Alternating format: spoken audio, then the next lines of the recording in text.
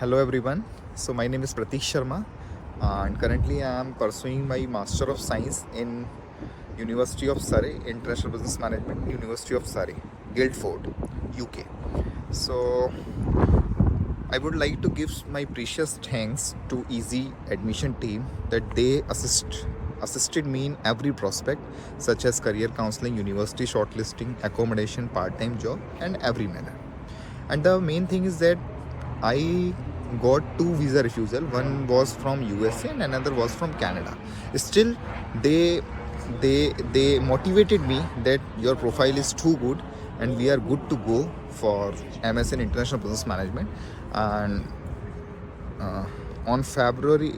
in the month of January, I got my visa, and right now I am here for February intake.